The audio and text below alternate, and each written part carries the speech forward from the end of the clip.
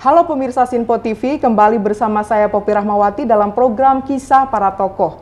Episode kali ini kita sudah menghadirkan bintang tamu, yaitu anggota DPR RI dari fraksi Partai Demokrat, Herman Hairon. Kumaha damang Kang Hero? Bang Esto, terima kasih sudah diundang di Sinpo TV. Sami-sami Kang. Alhamdulillah ya, sehat, bugar, walaupun pandemi masih saya berlangsung. pernah kena COVID-19. Wah, saya juga sih. Kita alumni berarti sama-sama alumni. Tapi mudah-mudahan ke depannya kita sehat walafiat terus. Amin. Ya Kang. Dalam kisah para tokoh ini biasanya memang narasumber menceritakan bagaimana sih dari kecilnya, cita-citanya. Tapi yang awal yang saya mau tanya dulu, apa sih hal yang biasa dilakukan Kang Hero saat berkumpul bersama keluarga? Kalau berkumpul dengan keluarga ya kita pertama bertukar pikiran ya.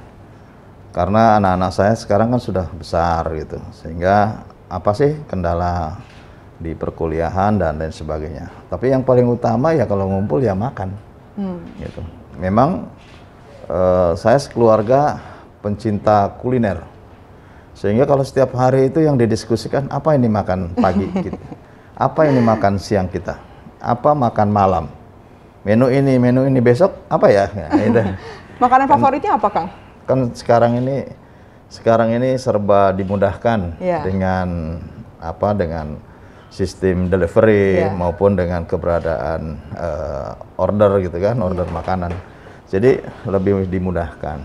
Kalau makanan saya lebih senang makanan tradisional. Oke. Contohnya? Saya lebih senang ayam goreng ya ayam goreng kampung. Meskipun sudah ini ayam goreng apa? Ayam goreng kampung. Kampung mana? Itu yang nggak bisa saya jawab gitu ya. Kemudian saya juga menyukai ya makanan-makanan tradisional yang khas, utamanya Indramayu, Cirebon. Itu menjadi makanan-makanan yang saya kadang langsung order ke staf-staf yang ada di sana supaya dikirim. Okay. Nah, yang paling disukai ya itu paling ayam goreng kampung, yang ringan yang gampang aja. Lalapan. Pecel lele, lalapan, sambal. Kan orang Jawa Barat begitu ya, orang Jawa Barat karena event Cirebon pun meskipun bahasanya Jawa, tetapi garis keturunannya kan garis keturunan Sunda sebetulnya. Ya paling menyukai daun-daunan gitu ya. Okay. Yang pantang itu hanya makan daun pintu sama daun jendela saja gitu. Kalau daun-daunan semua itu aman pasti ya, kita aman. Makanya mungkin lebih juga memberikan daya tahan tubuh, kebugaran, kesehatan karena juga seratnya banyak dikonsumsi atau di-deliver oleh daun-daunan itu ya. Okay. Saya suka. Kalau jengkol, pete. Wah itu suka lah gitu. Cuman nggak saya sebutkan makanya itu. Jengkol, pete, gitu. Jengkol pete itu memang yang paling saya sukai dan kenapa saya harus menjaga tidak makan jengkol dan pete? Karena pasti akan tidak bisa membatasi makan. Nah kalau itu yang terjadi, berat badan saya bertambah luar biasa. Padahal saya terus menahan diri untuk agar berat badan. Jadi saya setiap hari nimbang badan. Ada naik ini berarti saya harus turunkan. Kalau terlalu turun kemarin pada waktu saya pemulihan pasca COVID itu berat badan saya 76. Biasa 84 turun ke 76. Nah sekarang naik di 78, 79, saya tahan di 78. Di 77 bahkan saya tahan 77, 78 karena terlalu rendah pun penyesuaian badannya kurang baik sehingga cepat lelah, terus kemudian asupannya nanti kurang dan lain sebagainya mempengaruhi terhadap daya tahan tubuh gitu ya. Nah maka itu saya kan berolahraga rutin juga sehingga ini harus saya pertahankan dan diukur dari berat badan inilah bagaimana saya mengukur tingkat asupan konsumsi saya setiap hari. Oke, olahraganya apa tuh Kang? Saya senang lari ya. Padahal saya juga kalau sampai tingkat dulu saya anak STM gitu ya. STM itu saya dua yang saya sukai itu sepak bola dan lari cepat. Oleh karena itu saya juga kalau di tim sepak bola selalu menjadi penyerang. Di DPR pernah juga ada pertandingan antara anggota DPR melawan para wartawan dan saya menang dan gol pertama dihasilkan dari kecepatan dan tendangan saya. Nah, itu. Luar biasa ya, Kang. Nah, sekarang saya rutinnya renang. Karena saya di rumah menyiapkan kolam renang pendek ya, meskipun saya harus meluangkan waktu yang cukup kalau renang karena agak lama kan. Nah, ini rutin. Sejak COVID aja agak tertahan karena mungkin saya juga harus menjaga higienitas dan pola penularan dengan anak, dengan istri. Kalau dulu bareng kita renang di rumah gitu ya. Nah, yang ketiga main golf. Karena kan usia semakin tua gitu, semakin senior, kita juga harus mencari olahraga yang tentu sesuai dengan usianya. Dan golf saya kira cocok untuk itu. Tidak harus mahal karena kalau sedang di Bandung misalkan main pagi jam 6 sampai jam 9 sudah selesai. Jalan kaki gitu ya, jalan kaki, cari lapangan golf yang kira-kira juga bisa memberikan nilai olahraganya gitu. Bukan nilai kebahagiaannya gitu. Kalau cara membagi waktu dengan keluarga, karena kita tahu anggota DPR tuh sibuk, kunjungan kerja, kunjungan ke dapil, belum lagi rapat, itu bagaimana, Kang? Bukan hanya sebagai anggota DPR, karena saya juga aktif di berbagai organisasi. Ya, saya juga masih Majelis Presidium Nasional. Jadi saya di Presidium Majelis Nasional KAHMI. Kemudian saya juga Ketua Umum Penyuluh Perikanan se-Indonesia. Saya juga Ketua Umum Masyarakat Perbenihan Pembibitan Indonesia. Saya juga aktif di berbagai organisasi yang kalau disebutkan terlalu panjang gitu ya. Dan saya di Dewan Pimpinan Pusat Partai Demokrat sebagai Kepala Badan Organisasi, Kaderisasi dan Keanggotaan yang membagi waktunya? Yang memakan waktu sangat padat karena saya mengurusi organisasi dari tingkat DPP, DPD, Dewan Perwakilan Daerah Provinsi, tingkat provinsi, kemudian Dewan Pimpinan Cabang, tingkat kabupaten kota di seluruh Indonesia, dan saya juga harus memantau, monitor, mengawasi terhadap perjalanannya di tingkat kecamatan dan kelurahan atau desa. Hampir seluruh berarti ya, Kang? Seluruhnya. Nah, yang kedua juga apalagi di tahun-tahun ini kan saya harus melakukan konsolidasi organisasi melalui musyawarah daerah, musyawarah cabang, musyawarah di tingkat kecamatan, musyawarah di tingkat desa, musyawarah di tingkat RW. Sampai tingkat itu kan saya berarti sebagai kepala bidang yang membidangi, kepala badan yang membidangi organisasi ya harus intens kemanapun. Termasuk hari ini nanti siang saya melaksanakan musyawarah daerah Provinsi Kalimantan Tengah. Nah, jadi kesibukan di partai ini juga hampir menyita waktu banyak gitu ya. Dan persoalannya bukan sampai di situ. Karena juga BPOKK itu mengurusi masalah pergantian antara waktu. Bahkan di era pandemi COVID ini juga banyak yang wafat karena terkena COVID-19. Ini kan juga saya harus mengurusi pergantian antara waktu. Belum lagi harus melakukan restrukturisasi parsial gitu ya terhadap daerah-daerah yang memang membutuhkan segera restrukturisasi. Bahkan ada pelaksana tugas untuk daerah-daerah tertentu. Belum lagi diganggu oleh GPKPD, Gerakan Pengambil Alihan Kepemimpinan Partai Demokrat, yang saya kira ini juga menyita waktu. Sangat gitu ya. Nah, beralih kepada kesibukan di DPR, tahu sendiri di DPR. Saya sebagai anggota Komisi 6, juga saya sebagai anggota Badan Legislasi, yang kesibukannya dua-duanya sama. Kadang-kadang beririsannya banyak gitu ya. Nggak kunjungan kerja di Komisi 6, kunjungan kerja di Badan Legislasi. Nggak rapat di Komisi 6, rapat di Badan Legislasi gitu loh. Nggak rapat di Badan Legislasi, rapat di Komisi 6.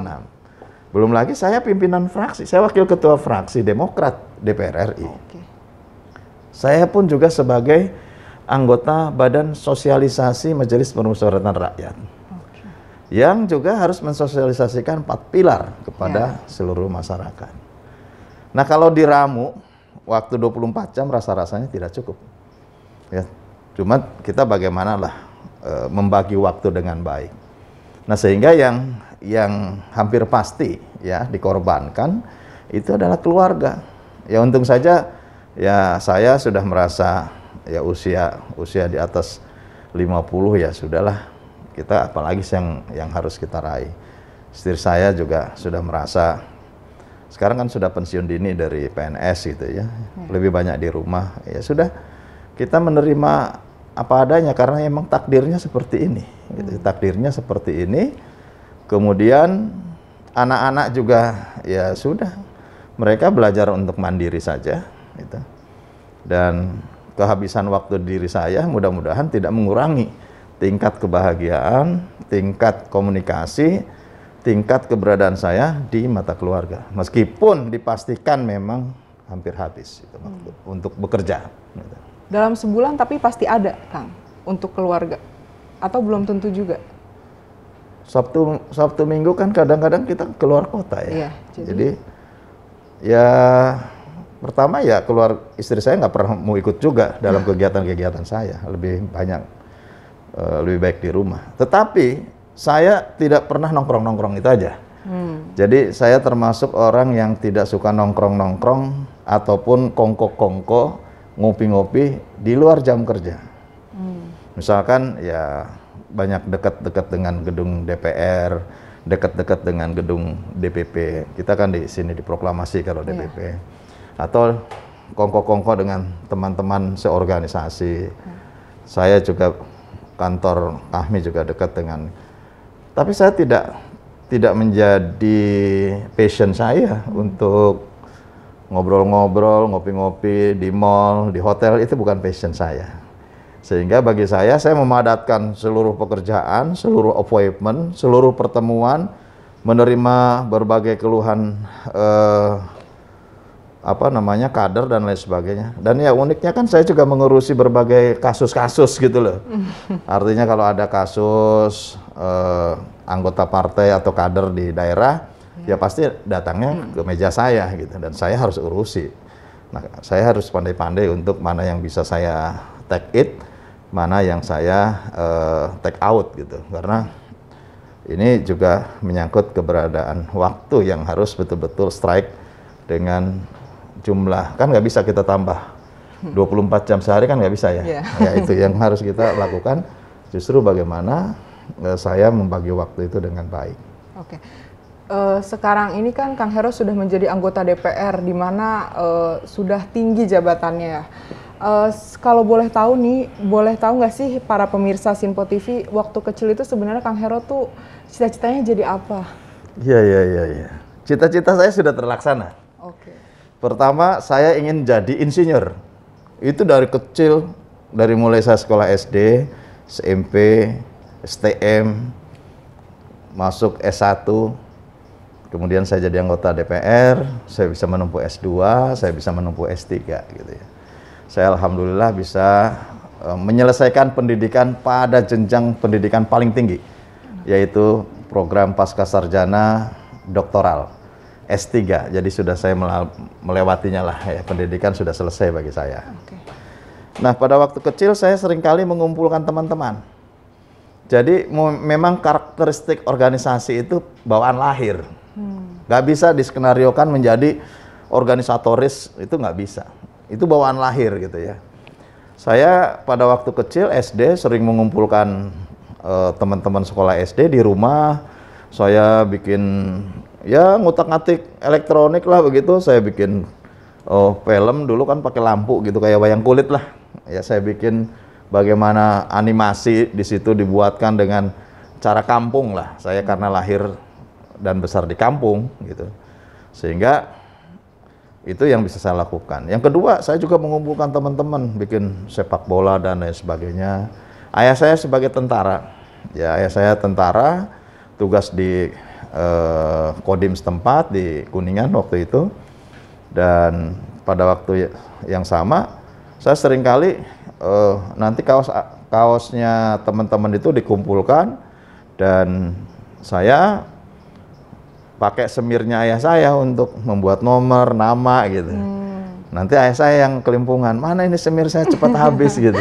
Padahal kita pakai untuk membuat tim sepak bola. Itu masih SD, itu masih kecil gitu ya, masih umur-umur ya mungkin saya masuk sekolah 6 tahun gitu, kelas 4 itu kan 10 tahun ya, umur-umur 10 tahun saya udah mengorganize teman-teman sesama sekolah dasar waktu itu untuk aktif dalam bidang olahraga, termasuk beberapa olahraga, tim poli dan lain sebagainya. Masuk SMP, saya juga aktif, gitu ya, aktif dan kulinernya juga saya sejak kecil. Jadi pada waktu ada di SD itu ekstrakurikuler, yang saya ambil 2, volleyball ya, yang karena yang tersedia di dekat sekolah kan lapangan voli, jadi saya ambil volleyball. Yang kedua saya ikut ekstrakurikulernya memasak. Memasak. Maka itu bakat itu akan ditunjukkan sejak kecil sebetulnya. Masuk SMP sama, saya juga sejak SMP itu saya mulai menyenangi badminton. Saya mengorganize bikin klub badminton. Saya juga mengorganize bikin klub sepak bola, bahkan karena rumah saya relatif luas gitu, rumah orang tua saya bikin fasilitas, ada lapangan tenis meja, ada angkat badan dan lain sebagainya. Saya buatkan di rumah dan tempat mengumpul orang di rumah itu, gitu. Dan saya juga aktif di masjid. Jadi aktif di masjid juga, aktif di masyarakat, aktif ngumpul-ngumpul dengan pemuda. Saya salurkan. Kalau 17 Agustus ya ramenya di depan rumah saya. Saya bikin panjat pinang, saya bikin pertandingan-pertandingan olahraga, balap karung, makan kerupuk, kelereng, lomba kelereng, ya di rumah saya gitu ya. Ya kalau enggak, saya pindahkan di sebuah lapangan ya harus saya sponsori gitu. Jadi itulah bakat gitu. Jadi mungkin Poppy pada waktu kecil senang mewawancari orang gitu. Asal ketemu orang, Bapak dari mana, mau apa gitu. Itu mungkin saja gitu ya.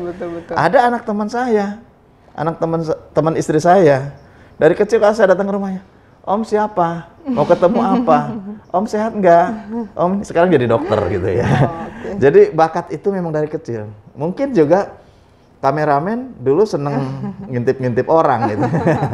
Bahaya ya. Bahaya. Jadi memang bakat gitu. Karena itu merupakan sesuatu yang muncul dalam diri seseorang yang kemudian dengan kemampuannya.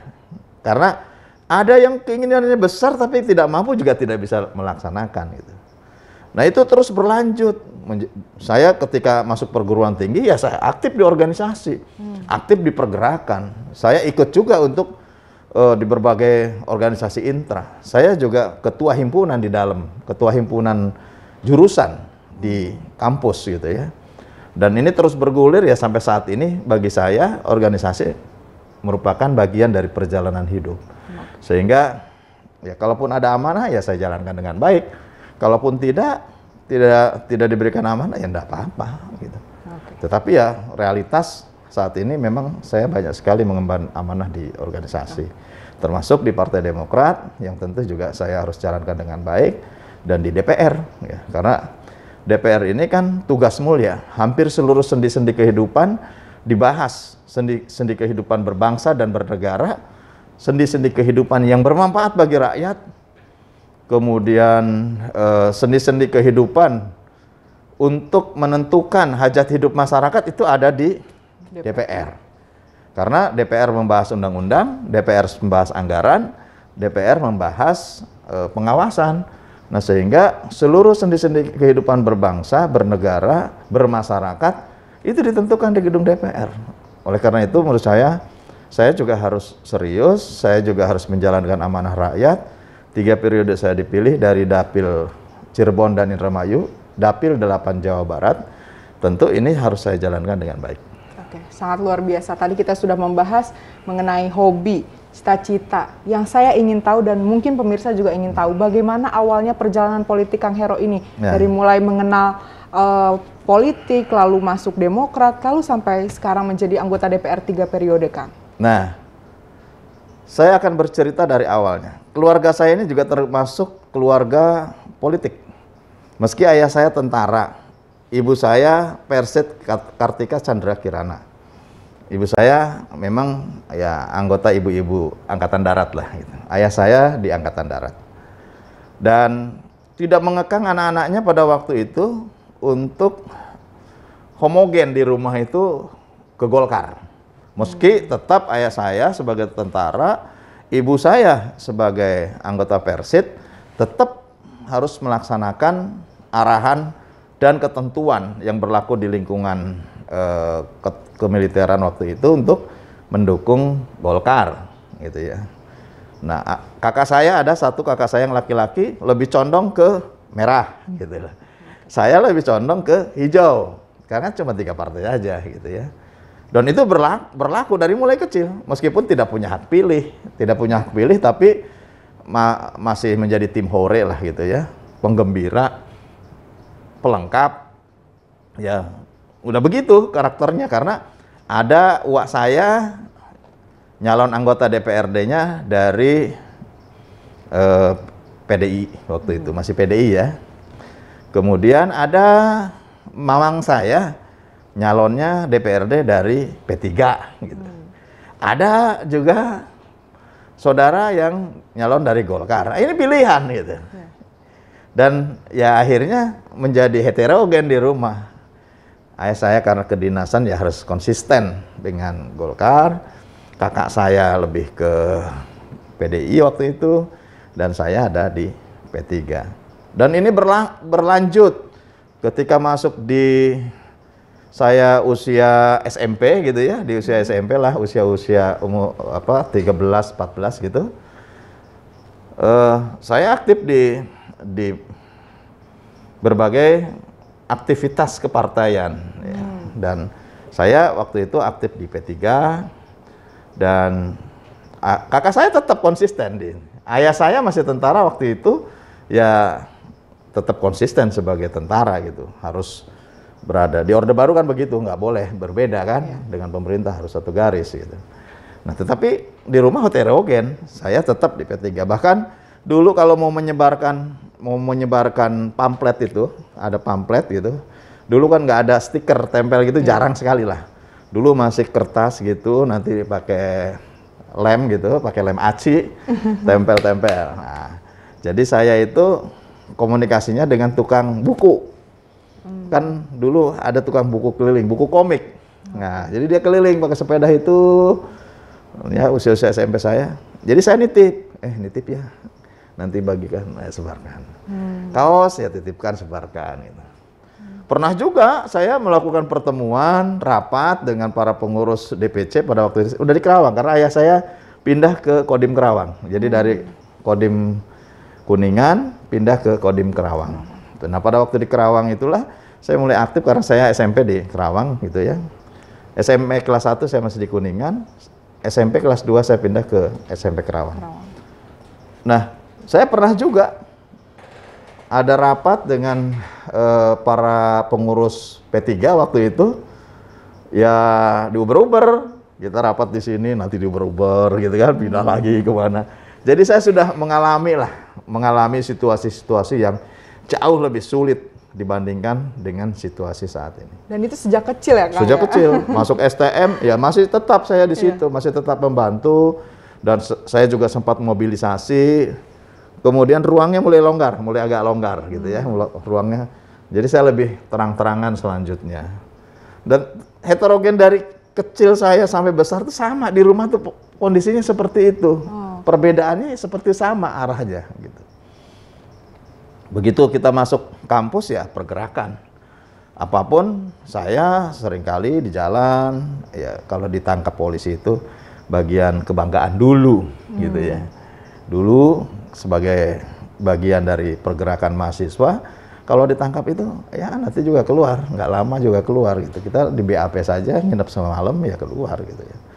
Dan itu kalau sudah keluar tuh lulus gitu, lulus ujian gitu. Kalau sekarang belum tentu, bisa lama gitu kan. Karena ya seketat-ketatnya demokrasi masa lalu, saya kira hubungan antara organisasi mahasiswa dengan aparat itu juga ada komunikasi yang baik gitu ya. Dan terus berlanjut, yang tentu pada waktu saya keluar kuliah, kemudian saya bekerja banyaklah rentetan saya kerja. Pada akhirnya saya di BP, saya kerja di BP Indonesia, dan disitulah cakrawala saya sudah mulai memfokuskan diri gitu ya, kemana nih arah kehidupan saya gitu. Kan nggak bisa juga jadi pekerja seumur-umur gitu ya. Dan ya tidak ada hal yang disengaja gitu, semuanya nggak sengaja. Pada waktu saya kuliah S2, saya masih kerja di BP, saya kuliah S2 di IPB, ketemulah dengan Pak SBY. Pak SBY ngambil S3 di situ, ngambil program doktor di IPB. Nah, disitulah mulai ketemu, kita paham.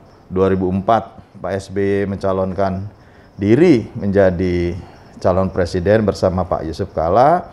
Karena sebagai teman sekolah, ya kami mendukung penuh. Meskipun pada waktu itu saya kira juga pergerakan kita terbatas, ya, karena Partai Demokrat sebagai partai pengusung utama tidak memiliki kekuatan yang utuh pada waktu itu lah. Masih gerakan inisiatif masing-masing lah. Seperti saya ya bergerak inisiatif saya gitu. Teman saya bergerak berdasarkan inisiatif. Nah, inilah yang kemudian membawa jalan saya masuk ke Demokrat. Jadi dari mulai awal Demokrat saya sudah ikut, kemudian secara definitif saya menjadi pengurus Partai Demokrat tahun 2005. Saya masuk secara kepengurusan. Sebelumnya saya bantu Partai Demokrat pasti. Saya volunteer di situ, dan saya banyak mengumpulkan teman-teman baik di Kalimantan, di Jogja, di mana-mana saya kumpulkan untuk mendukung pergerakan. Meski saya tidak harus selalu tampak muka. Pribadi saya, satu hal saya tidak ingin mencari muka. Muka saya udah ketemu. Ya, jadi saya nggak mencari muka, saya nggak pernah jilat-jilat gitu ya. Tetapi hati dan pikiran saya membantu penuh terhadap perjuangan pada waktu itu. Pak SBY menjadi presiden 2005, Kongres Bali, saya masuk ke pengurusan Pak Hadi Utomo. Saya mengawali dengan Ketua Departemen Kelautan. Jadi saya Ketua Departemen Kelautan, pertama kali masuk Demokrat. Ya sebelumnya bantu-bantu ya. Sempat saya di Bapilu juga, dan lain sebagainya. Nah, lanjut ke pengurusannya Anas, saya juga masuk Ketua Departemen Pertanian. Jadi nggak jauh-jauh, karena pemilu 2009 saya menjadi anggota DPR RI, saya ditempatkan di Komisi 4. Saya menjadi pimpinan Komisi 4 yang membidangi masalah pertanian, kelautan perikanan, kehutanan, pangan, dan yang hubungan dengan kemaritiman. Ini yang menjadi tupoksi saya, dan saya menjadi pimpinan pada waktu itu. Di luar dugaan, saya newcomers di DPR, tetapi saya mendapatkan pimpinan gitu ya. Kemudian saya berlanjut pemilu 2014, era kepengurusan Anas 2012 ada masalah. Kemudian Pak SBY mengambil posisi pelaksana tugas waktu itu. Kemudian melakukan kongres luar biasa, di Bali. Pak SBY terpilih, saya juga ikut menjadi kepengurusan, melanjutkan sampai 2015. Pemilu 2014 saya jadi kembali, kemudian ditempatkan tetap di Komisi 4 menjadi pimpinan. Saya tahun 2017 menjadi pimpinan Komisi 7 yang membidangi pertambangan dan energi. Kemudian 2018 akhir saya ditugasi untuk mengawal pemilu, sehingga ditempatkan menjadi pimpinan Komisi 2. Nah, 2019 saya terpilih kembali, dan sekarang saya di Komisi 6. Komisi Perdagangan, Perindustrian, Investasi, Usaha Kecil Menengah Koperasi, dan badan-badan lainnya yang ada terkait dengan masalah ekonomi. termasuk Kementerian BUMN di dalamnya. Gitu. Oke. Tapi yang membuat saya penasaran kenapa awalnya pada saat sekolah itu kan P3 banget nih. Terus akhirnya bulat memilih Demokrat selain memang tadi Kang Hero bercerita bahwa memang satu alma mater bisa dibilang dengan Pak SBY. Akhirnya apa yang membuat benar-benar bertekad bulat, oke saya mengambil jalan Demokrat aja. Saya itu tidak berpartai. Beda seperti istri saya. Istri saya itu menjadi PNS mulai PTT tahun 2014, 2018 menjadi PNS gitu ya. Dan kemudian istri saya pada waktu masuk PTT harus ber-KTA Partai Golkar. Istri saya ber-KTA Partai Golkar, tapi saya belum pernah saya berpartai. Jadi kalaupun saya pernah bantu ini, bahkan saya juga pernah ikut dalam barisan PDI Perjuangan gitu ya. Saya pernah ikut, saya tidak ber-KTA gitu. Nah, begitu saya masuk Demokrat, sepenuh hati saya ber-KTA, dan KTA saya ini, KTA berpartai saya ini yang pertama dan yang terakhir. Jadi saya hanya punya KTA sepanjang hidup saya, punya kartu tanda anggota partai politik, saya hanya ada di Partai Demokrat. Tentu ikatan emosional saya dengan Pak SBY karena berada dalam satu lingkup belajar bersama di kampus IPB bukan satu-satunya alasan gitu ya. Pertama, yang kedua, Demokrat ini kan sebagai anak kandung reformasi. Ada tujuan mulia di dalam reformasi. Yang tentu ini mengandung nilai-nilai yang suci, nilai-nilai yang luhur.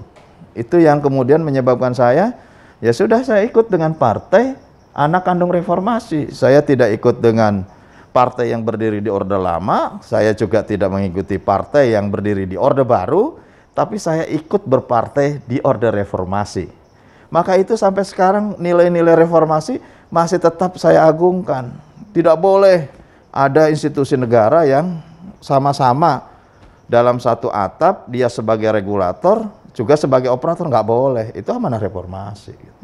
Apalagi sekarang amanah reformasi bahwa presiden itu 2 periode. Ya sudah 2 periode.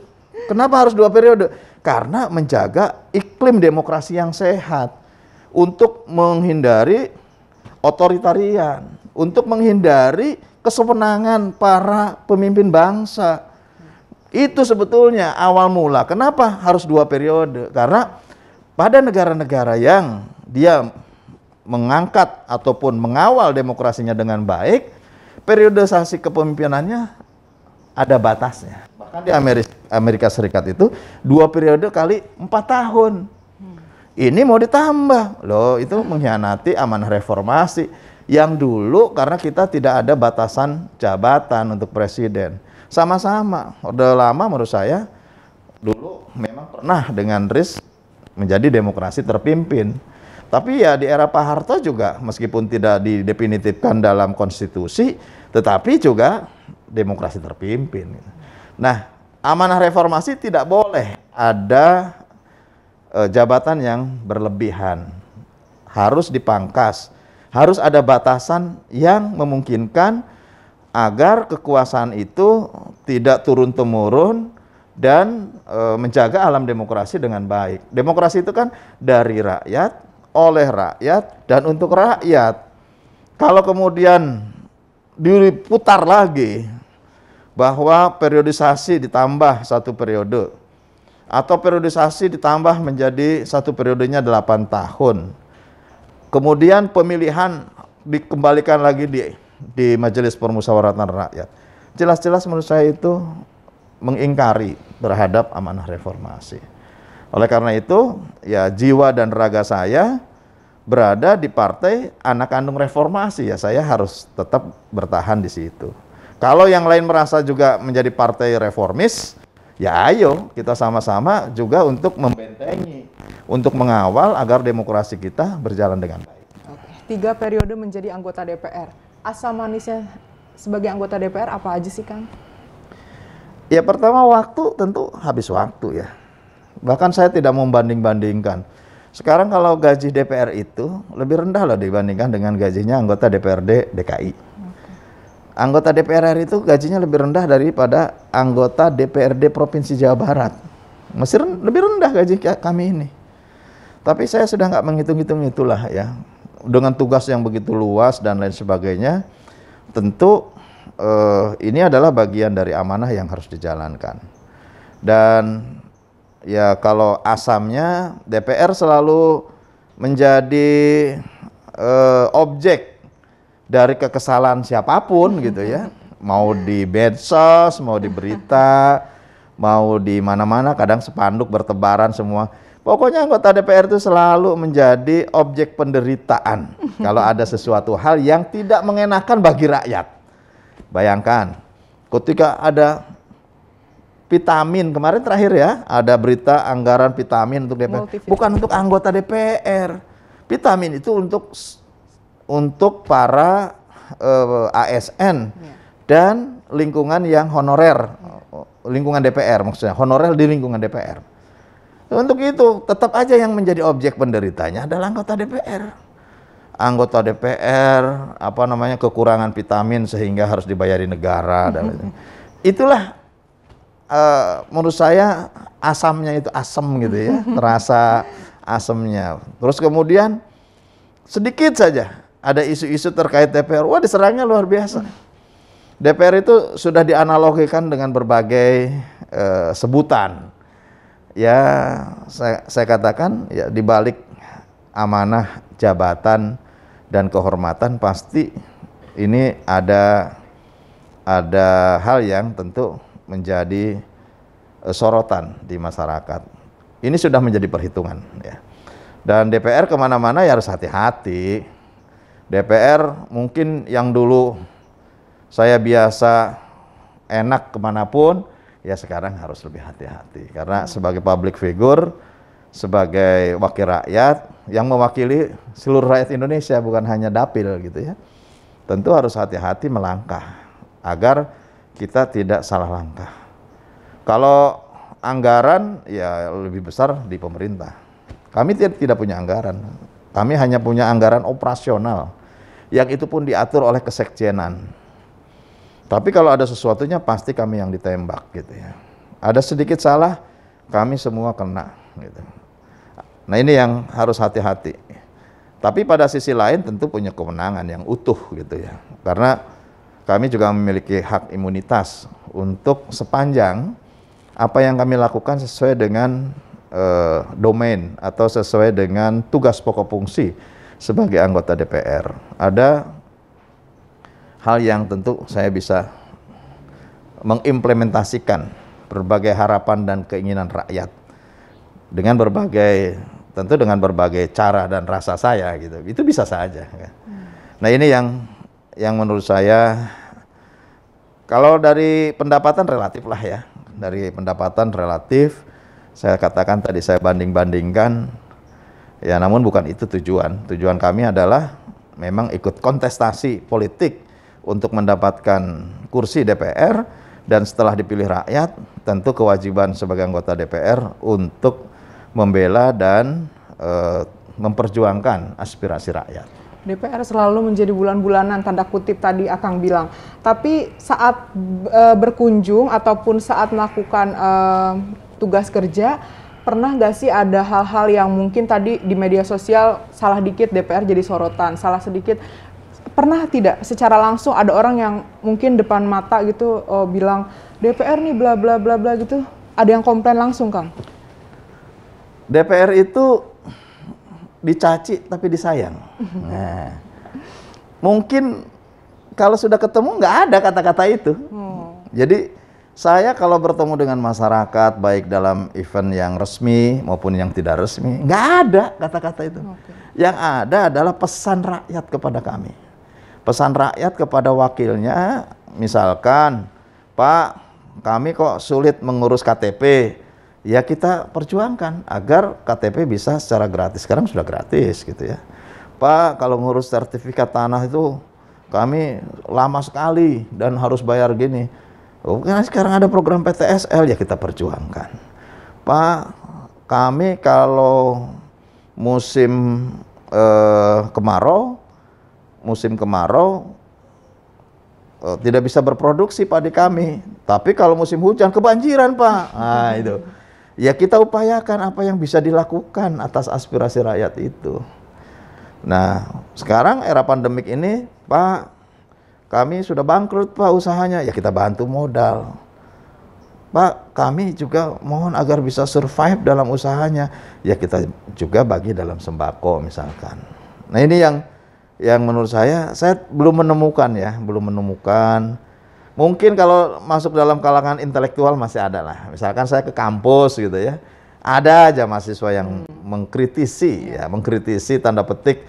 Menurut saya masih dalam koridor yang wajar lah. Dan tentu ini juga menjadi baik. Saya selalu mengambil hikmah dari berbagai kritikan, berbagai cacian masyarakat atas kinerja DPR, karena berbicara perusahaan DPR bukan berbicara saya sebagai pribadi, tapi berbicara secara kolektif, berbicara anggota DPR. Mungkin saja benar, ada benarnya. Mungkin saja ada anggota DPR yang seperti mungkin. Kita sadari itu. Gitu. Nah, sehingga kami tidak pernah merasa bahwa kritik itu adalah sebagai pedang yang tajam yang akan membunuh diri saya, tidak. Tapi itu adalah sebagai vitamin agar kami lebih tahan, lebih imun, dan tentu lebih kuat untuk menjalankan segala amanah yang diberikan oleh rakyat. Oke. Belasan tahun menjadi anggota DPR, mungkin sudah ribuan atau bahkan jutaan tempat yang sudah dikunjungi. Tempat mana, Kang, yang paling berkesan ataupun paling ini nih gitu, nggak bisa dilupain gitu, Kang? Mana ya? Tasikmalaya kali ya. Wah, begitu kenapa ya. Tuh, Kang? Di Tasikmalaya itu saya pernah ke sana, saya mengurusi masalah konflik pertanahan antara masyarakat dengan perhutani di sana.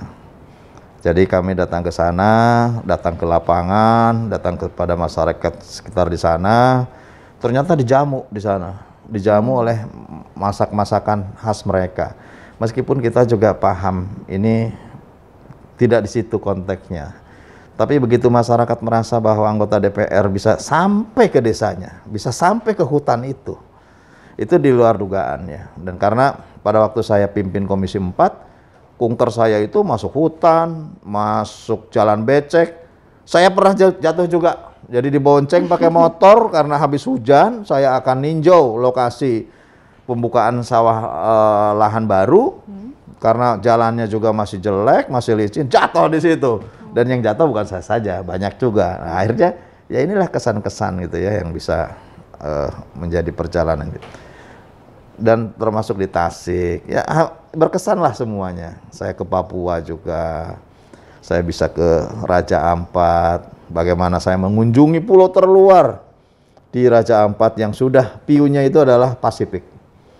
Gitu, lautan Pasifik view-nya itu, datang, terus ibu-ibu datang di sana bersama satu kampung, menggandeng tangan saya diajak berlari keliling kampung. Ah, itu. Jadi diajak oleh ibu-ibu sambil ada tarian-tarian mereka, saya diajak keliling kampung gitu. Ya ini ketemu dimanapun. Saya datang ke Labuan Bajo, saya juga disambut dengan ayam, dikasih ayam dan arak gitu loh. Itu ritual mereka berarti. Ritual. Jadi banyak sekali kesan-kesan yang menurut saya dengan beragam kekhasan Indonesia, tentu ini menyisakan banyak pengalaman, banyak kesan yang tidak akan terlupakan. Saya juga mengunjungi Baduy luar, ya. Saya mengunjungi anak dalam, saya mengunjungi. Jadi semuanya sudah saya kunjungi, termasuk mengunjungi terhadap kawasan yang sulit dijangkau gitu ya. Di Komisi 4, 8 tahun saya merasakan betul banyak hal yang bermanfaat. Ya di sektor pertambangan waktu di komisi itu juga sama, karena pertambangan rata-rata juga kan di remote area. Saya bisa ke daerah-daerah yang pedalaman gitu. Ya di Komisi 6 ini agak longgar lah pertemuan di kota-kota gitu ya. Tapi saya salut luar biasa karena biasanya kalau pejabat ditanya paling berkesan kemana, yang disebut itu negara-negara. Tapi kalau Kang Hero ini Tasikmalaya, Papua, daerah-daerah gitu kayak cinta sekali dengan Indonesia gitu. Saya salut luar biasa. Jujur bagi saya, ini jujur nih. Dari hati saya nih ngomongnya. Saya tuh kalau ke luar negeri nggak betah lama. Kalau ke luar negeri saya tuh ingin cepat pulang. Gitu. Bahkan saya kalau ke Inggris, saya mampir ke restoran Nusa Dua milik orang Indonesia, saya makan mie dan telur telur dadar. Nah itu saya nggak suka, saya itu di luar negeri. Coba aja tanya teman-teman, pasti saya kan biasa ya, ada yang sudahlah nambah waktu di sana, harus mengunjungi ini. Saya nggak suka. Saya lebih baik sudah habis masa waktunya ya saya kembali Indonesia. Dan dari dulu saya lebih suka justru di Indonesia. Nggak tahu ya, mungkin karena saya lahir dan besar di kampung gitu ya. Lahir dan besar di kampung, saya anak tentara, saya juga bukan dalam lingkungan anak pejabat. Ya saya mencintai hasanah dan kekayaan lokal gitu. Kalau datang ke rumah itu saya cepet aja mintanya jambar roti, ikan jambar roti, asin jambar roti, tambah dengan goreng jengkol, sayur asam, sambal. Aduh nikmat sekali makan. Nah, dibandingkan dengan jadi lapar. Nah jadi bagi saya luar negeri itu sebagai pemerkaya pengetahuan, pemerkaya untuk pembekalan kita, untuk memperkaya, membandingkan, untuk perbandingan gitu ya. Bagaimana luar negeri, seperti apa sih pelabuhannya di sana, seperti apa sih di sana regulasinya, seperti apa sih anggaran mereka, seperti apa sih mereka stok pangannya. Jadi selama ini saya banyak menggali dari sisi itu. Itulah yang menurut saya yang lebih penting dibandingkan dengan ya harus menikmati Istanbul misalkan, menikmati New York dengan keramaiannya, dengan signboardnya yang indah. Enggak, menurut saya itu tidak menjadi esensi. Yang menjadi esensi ya saya bisa berkunjung. Misalkan saya pernah berkunjung ke Laredo. Laredo itu jadi PGN itu memiliki satu perusahaan ya yang dia berinvestasi di sana pengeboran gas yaitu Pascagoula namanya. Pascagoula di Laredo. Perbatasan antara Amerika dengan Meksiko. Jauh sekali. Karena kita harus 3 kali penerbangan saya ke sana. Dan sampai di lokasi kita masih harus perjalanan, ada di padang pasir yang sangat luas begitu. Kemudian pengeboran. Ya itu menjadi perbandingan. Loh, berapa harga satu drilling di situ harganya? Harganya di sana sekitar 7 sampai 8 juta US dollar per hole gitu misalnya. Kalau di Indonesia masih 12-13 juta misalkan. Nah ini kan jadi pengetahuan. Loh, di kita kalau satu kawasan produksi migas itu mungkin sekitar 50 orangan. 100 orang jangan-jangan. Di sana hanya 4 orang saja. Gitu. Hanya 4 orang saja. Dengan teknologi dia bisa kendalikan dari rumahnya. Dia hanya butuh satpam untuk malam hari 1 orang, siang hari staf 3 orang, ya sepi gitu di pengeboran. Saya kalau datang ke pengeboran di Indonesia rame gitu. Nah, ini perbandingan, ada pengalaman gitu. Jadi di sana tidak ada yang bisa dilihat juga gitu. Yang bisa dilihat ya ilmu yang bisa kita peroleh sebagai pembanding apabila kita akan mengambil keputusan di Indonesia. Karena sekali lagi di DPR itu tempat mengambil keputusan berbagai hal strategis. Karena hampir seluruh sendi-sendi kehidupan masyarakat, baik dari sisi regulasi, anggaran, dan pengawasan, semuanya diputuskan di DPR. Oleh karenanya bekal ilmu dan bekal pengalamannya harus cukup. Sehingga juga mampu kita memutuskan yang terbaik bagi rakyat. 3 periode di DPR, apakah masih ada target Kang 5-10 tahun ke depan mau seperti apa nih? Karena Akang ini kan sudah terbilang senior sebagai anggota DPR 3 periode 15 tahun. Kedepannya mau seperti apa? Selama hayat di kandung badan, tentu pengabdian dan dedikasi itu tidak boleh luntur. gitu ya. Ya kita sadari bahwa regenerasi itu keniscayaan, pasti akan terjadi. Terjadinya kapan? Ya kita serahkan kepada Allah Subhanahu wa Ta'ala, Tuhan yang Maha Kuasa. Karena manusia itu kan hanya berniat, berkeinginan. Allah lah yang menentukan. Sehingga saya, satu periode lagi, belum tahu. Gitu. Kita belum tahu.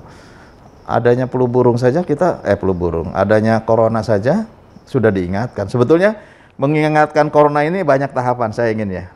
Kenapa kemudian dulu ada flu burung, kena ayam dulu gitu ya. Kemudian ada MERS, ada SARS gitu ya. Sebetulnya ini mengingatkan manusia, hati-hati loh gitu. Sebentar lagi ini ada juga, karena apa? Kita pernah 100 tahun yang lalu ada namanya flu Spanyol gitu, yang menewaskan puluhan juta gitu.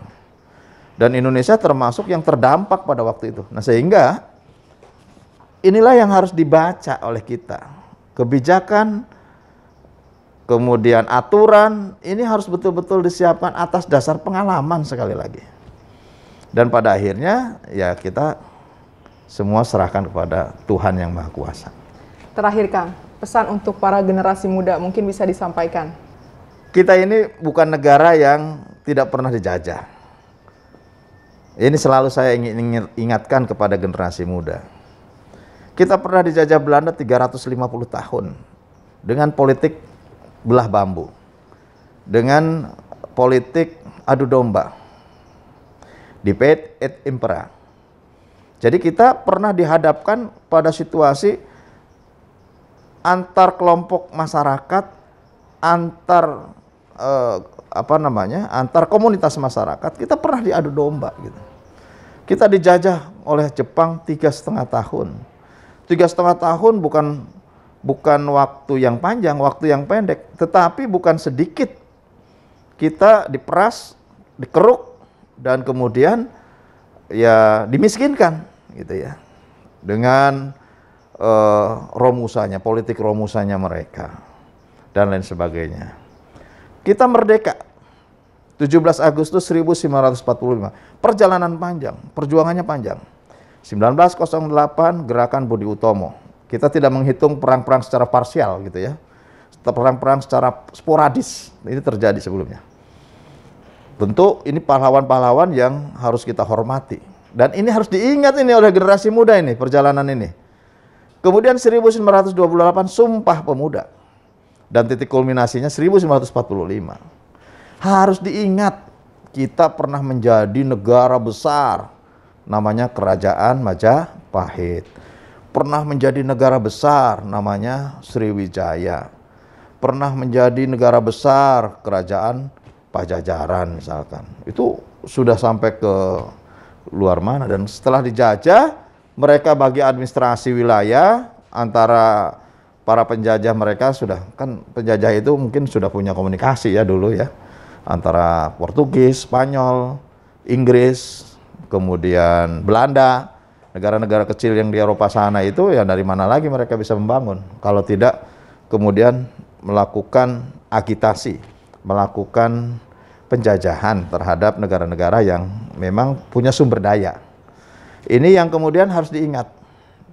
Setelah 17 Agustus kewajiban kita apa? Ya mengisi kemerdekaan. Apakah sudah terhindar dari penjajahan? Belum. Saya akan dengan tegas mengatakan belum.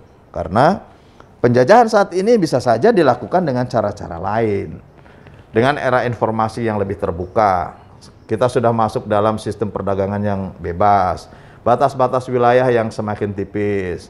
Kita akan berlaku borderless world gitu ya, seluruh Indonesia yang menurut saya ini akan hilang gitu. Batas-batas wilayah. Otorisasi terhadap berbagai batasan yang sekarang ada mungkin sekali waktu akan hilang. Dengan perdagangan bebas dunia, kita juga akan tersaingi dengan kemampuan sumber daya manusia dari negara lain. Tukang cukur nanti datang dari India misalkan. Tukang cangkul akan datang, boleh saja nanti bisa jadi dari Afrika misalkan, yang lebih tahan dia biasa menghadapi alam di sana. Kemudian pekerja-pekerja sekarang sudah banyak dari China. Ini menjadi tantangan kita, gitu. Sehingga anak-anak muda harus betul-betul siap untuk mengantisipasi berbagai situasi ancaman ke depan. Dengan apa? Dengan melakukan refleksi ke belakang. Saya mengajak ayo anak muda, kita melakukan refleksi ke belakang. Kemudian melakukan proyeksi ke depan. Apa yang harus kita lakukan? Satu, sumber daya manusianya. Ayo sekolah, ayo kita gali ilmu sedalam-dalamnya, seluas-luasnya, setinggi-tingginya. Ayo kita melakukan inovasi. Ayo kita melakukan kreativitas. Untuk apa? Supaya celah-celah kosong yang ini menjadi opportunity pihak lain, kita ambil gitu. Kalau enggak, ya kita akan tetap akan menjadi negara yang terjajah. Oleh siapa? Oleh orang-orang yang lebih pintar. Oleh orang-orang yang dari negara lain lebih punya uang. Oleh orang-orang dari negara lain yang punya keahlian. Oleh orang-orang dari negara lain yang punya keterampilan. Oleh orang-orang dari negara lain yang dia mampu untuk selangkah lebih depan. Dalam persoalan apa? Akses teknologi, akses perbankan, akses pasar, dan akses lainnya yang menurut saya ini harus betul-betul disiapkan. Anak muda, kalau menurut Ketua Umum saya, Mas AHY, muda adalah kekuatan.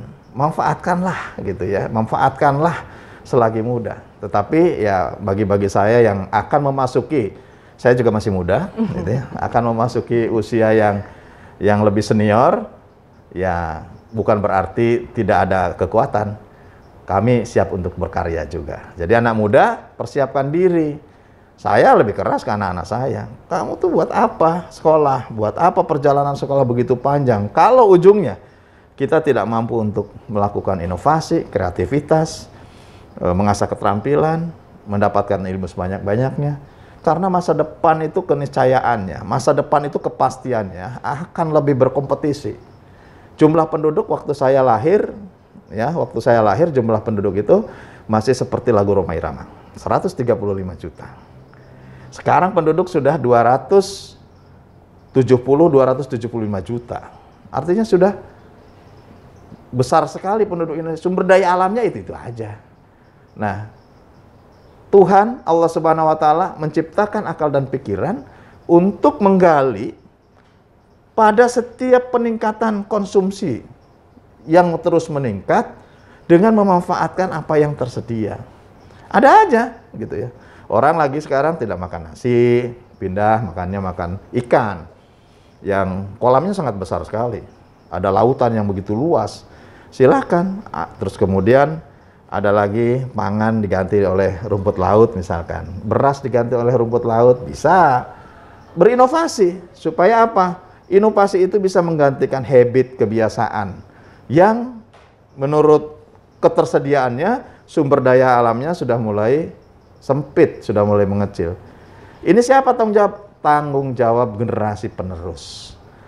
Mungkin meneruskan karya sebelumnya, diteruskan oleh generasi muda lebih inovatif, lebih kreatif, dan kemudian menghasilkan karya baru, menghasilkan temuan-temuan baru, yang ini bermanfaat bagi generasinya dan bagi generasi yang akan datang. Karena sekali lagi tingkat persaingan akan lebih ketat. Belum lagi nanti perdagangan bebas, bebas berinteraksi, mungkin batas-batas wilayah negara nanti sudah lagi tidak ada lagi imigrasi ke depan, gitu.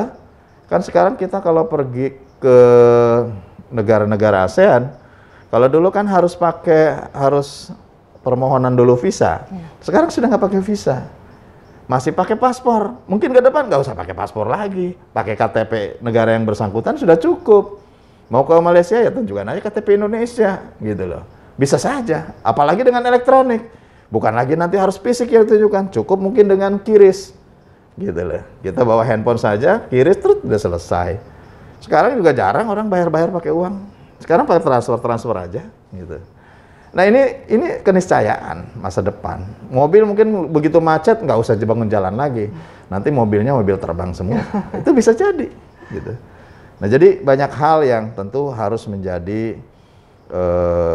kemampuan anak muda di dalam bagaimana meraih proyeksi ke depan dengan kita melakukan refleksi ke belakang. Saya kira itu. Oke. Terima kasih banyak Kang, tadi sudah menceritakan dari mulai kecil sampai dengan pengalaman-pengalaman Akang. Semoga para pemirsa bisa mendapatkan manfaat dari obrolan tadi kita berdua. Saya Poppy Rahmawati, mohon undur diri sampai bertemu di episode selanjutnya.